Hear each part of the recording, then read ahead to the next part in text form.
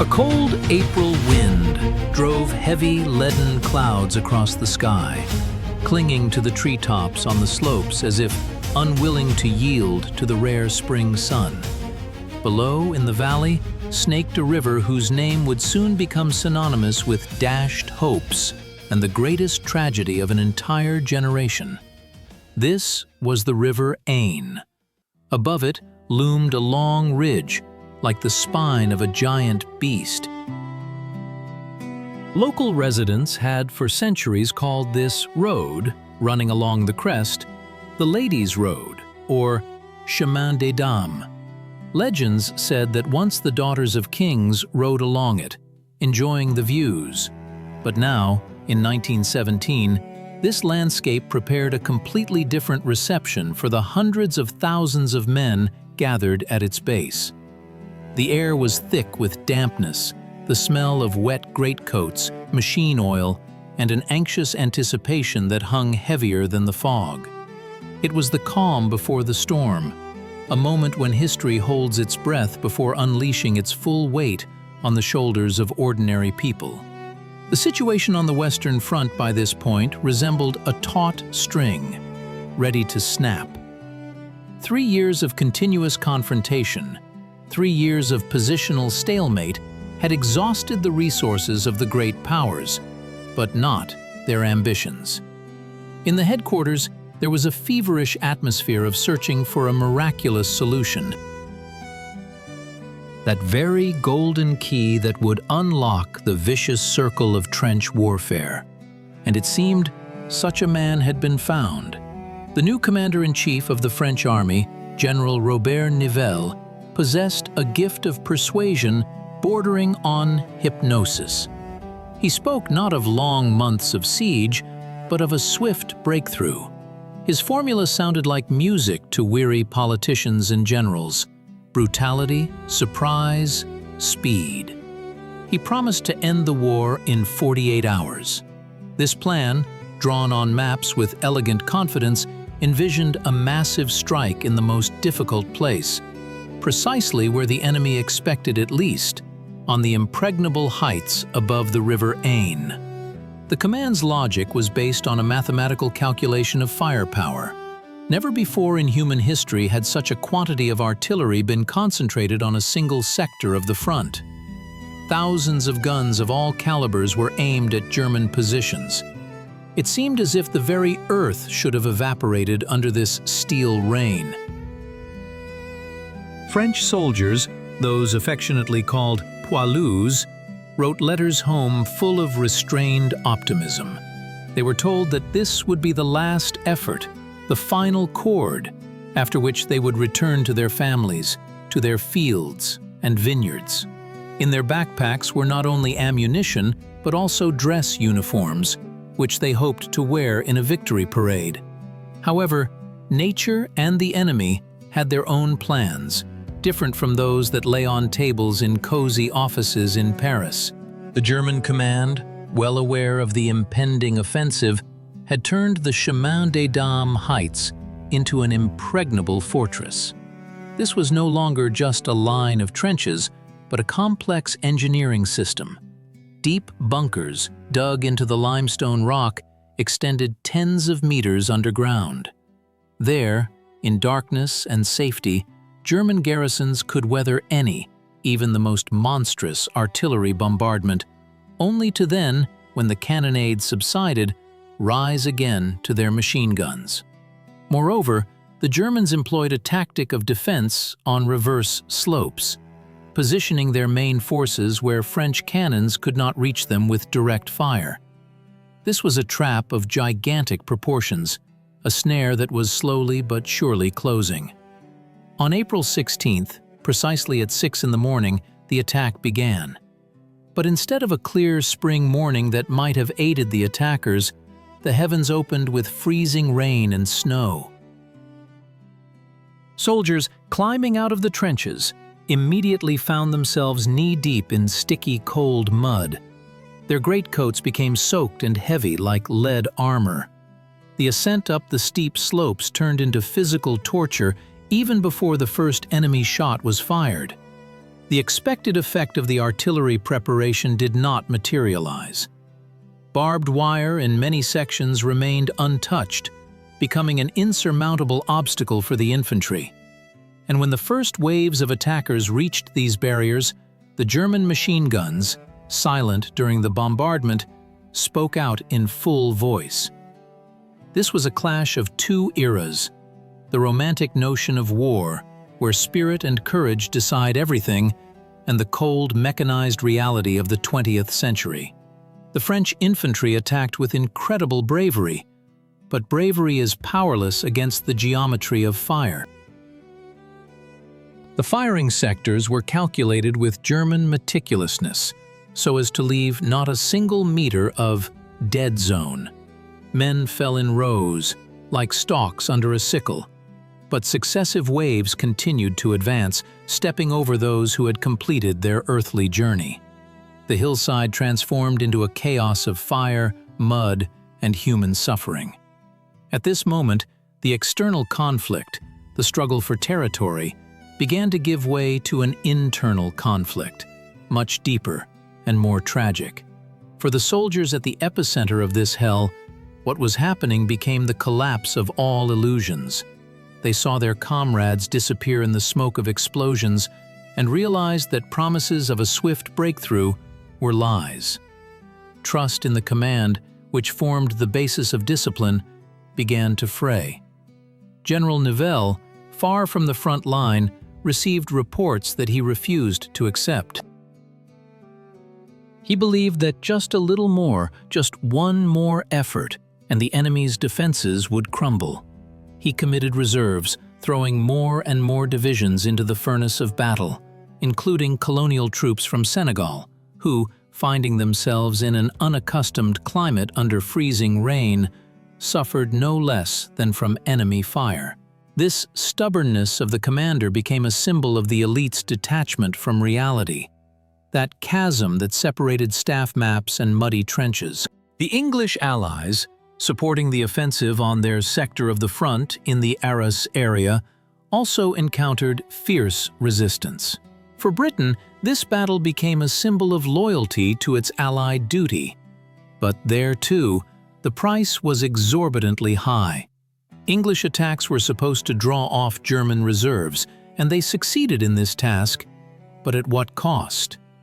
The fields of Flanders and Artois once again soaked up the blood of the Empire's finest sons.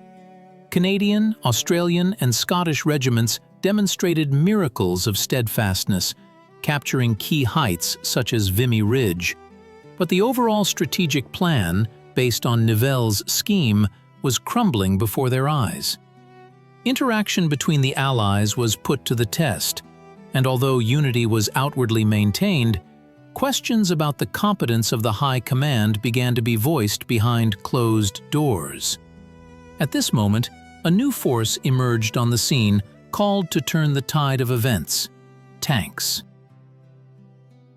Heavy, clumsy Schneider machines, resembling iron boxes on tracks, were supposed to break through wire entanglements and suppress machine gun nests. This was the debut of French tank troops, a hope for technological superiority. But reality once again made its adjustments. The terrain was too difficult for the imperfect technology of that time. Tanks bogged down in the mud, got stuck in craters, becoming easy prey for German artillery. Of the 132 machines that went into attack on the first day, more than half were left burning on the battlefield. Crews, trapped in these steel traps, displayed incredible heroism, trying to complete the task to the last, but the technology was not yet mature enough for the role assigned to it by humans. The sight of burning machines only intensified the feeling of hopelessness among the infantry. By the evening of the first day, it became clear that the offensive had stalled. The advance was measured not in kilometers, as planned, but in hundreds of meters, and each of these meters was paid for at a price the nation could not afford. Medical services were overwhelmed. Field hospitals could not cope with the flow of wounded, who were brought and carried from the front line in a continuous stream. In the rear, at train stations where hospital trains arrived, people looked with horror at the scale of what had happened. Rumors spread faster than official reports, and the truth about the disaster on the Aisne began to seep into society, causing shock and anger. However, the battle continued by inertia. Nivelle, like a gambler who had staked everything, refused to admit defeat. Attacks continued for several more weeks, becoming increasingly senseless. It was here, on the slopes of Chemin-des-Dames, that the deepest ideological conflict of the war unfolded. What was more important, to carry out an order at all costs, or to save human lives when the goal was clearly unattainable? Soldiers began to ask themselves this question. They were not cowards. These were veterans who had been through Verdun and the Somme. But every patience has its limit. The feeling that they were being led to slaughter for the ambition of one man became unbearable. In the trenches, patriotic marches were replaced by La Chanson de Craon, a bitter, pain-filled ballad cursing the war and those who started it. In early May, an event occurred that shook the foundations of the French state. Unrest began in the regiments. This was not a revolt in the classical sense, with violence against officers. It was a collective refusal to participate in senseless attacks. Soldiers said, "We will hold the defense. We will not let the Germans through to Paris, but we will no longer go on the attack against machine guns." This was a kind of strike, a cry of despair from people driven to the brink of human endurance. Tens of thousands of soldiers, entire divisions, refused to obey orders to advance. France was on the brink of an abyss. If the German command had known the extent of these disturbances and launched a counterattack at that moment, the front could have collapsed, and the history of Europe would have taken a completely different path. News of the failure of the offensive and the unrest in the army spread throughout the world, causing various reactions. In Russia, where the monarchy had been overthrown just a couple of months earlier, events in the West were closely watched. For the Provisional Government and the Revolutionary Soldiers' Committees, France's experience became an alarming signal.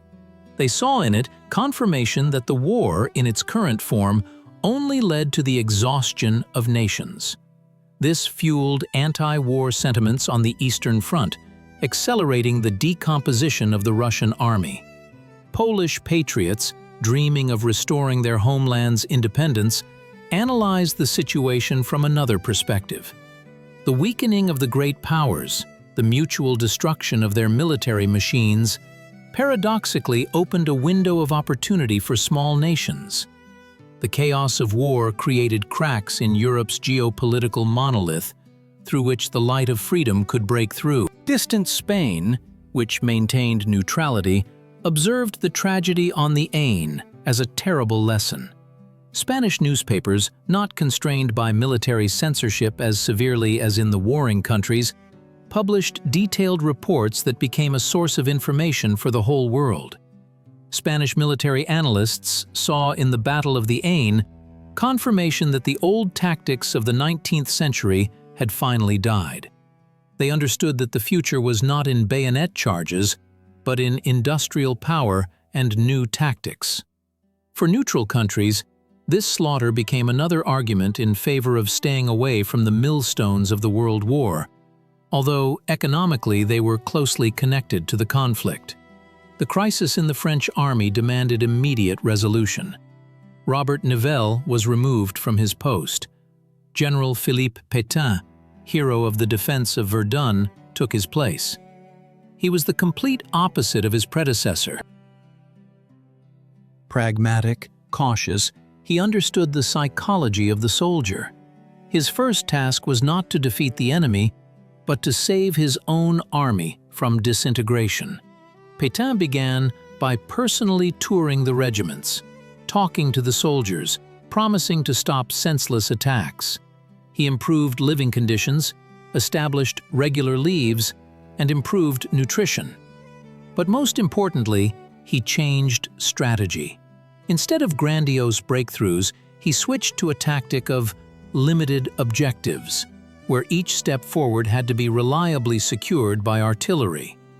"Artillery conquers, infantry occupies" became the new slogan. Harsh measures were also taken.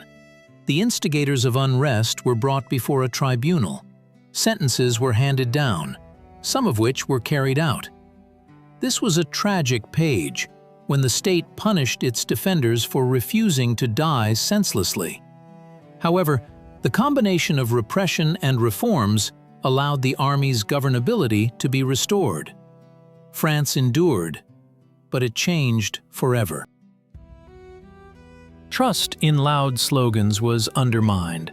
Enthusiasm was replaced by a grim determination to finish the job, but without excessive illusions. The Battle of the Aisne became a turning point not only in a military, but also in a philosophical sense. It showed that the resource of human patience and biological survival is limited. Patriotism cannot be endlessly exploited if it clashes with the insurmountable force of destructive technologies. Germany, which repelled this offensive, also learned its lessons. German generals were convinced of the effectiveness of their elastic defense, but they also saw that even such victories depleted their human reserves, which, unlike the Entente, could not be replenished, especially after the United States of America entered the war. This was the beginning of the end for Germany, although at that time, in the spring of 17, it was not yet obvious. Victory in defense only gave a temporary respite. Today, looking at the gentle slopes of Chemin-des-Dames, it is difficult to imagine the hell that raged here over 100 years ago. Nature has mercifully covered the scars of the earth with green grass and forest. But if you look closely, you can see the unevenness of the terrain, overgrown craters, remnants of trenches, cave entrances, monuments and cemeteries scattered throughout the region silently bear witness to the thousands of lives that ended here. The lessons of the Battle of the Aisne remain relevant in the 21st century.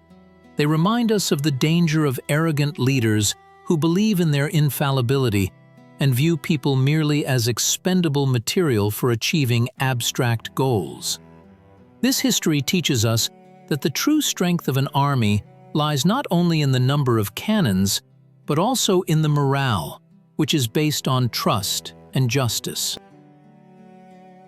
When the connection between a soldier and a general is broken, when the goal becomes unclear or seems false, no amount of coercion will force a person to go to certain death. Chemin-des-Dames remains an eternal reminder of the fragility of human life and the monstrous price that must be paid for the mistakes of command. Mentally returning to that cold April morning, we see the solitary figure of a sentry peering into the fog. He does not yet know what awaits him. He hopes for victory. He believes that he will soon return home. His hopes were not destined to come true as he dreamed, but his sacrifice and the sacrifice of his comrades became the foundation of the world in which we live today. A world that, one hopes, has learned something from the terrible lessons of the past. The Aisne River continues to carry its waters, indifferent to history. But human memory, like this river, flows through time, not allowing us to forget those who remained lying on the Ladies' Road. This is not just a page in a textbook. It is a warning, carved in stone and soaked in blood, which we are obliged to read and understand. The historian's gaze sweeps further, beyond the specific battle, encompassing the entire panorama of consequences. France lost the flower of its nation in these battles. The demographic hole that formed then affected the country for decades. The fear of repeating such a slaughter largely determined France's policy in the 1930s, leading to the construction of the Maginot Line and a defensive strategy in World War II. England, having mourned her sons, became convinced of the need for closer coordination and autonomy for her dominions, which would eventually lead to the transformation of the empire into the Commonwealth. And Germany, intoxicated by tactical successes in defense, perhaps missed the moment to seek a diplomatic solution, which ultimately led to its complete collapse a year later. Thus, the battle on the Aisne River is not merely an episode of the Great War. It is a knot where the destinies of millions, technology and psychology, politics and morality intertwined. It is a mirror into which humanity gazes with horror and hope, trying to discern in the reflection of the past the contours of its future. The silence that now reigns over these hills is not emptiness. It is a space filled with meanings that we continue to decipher.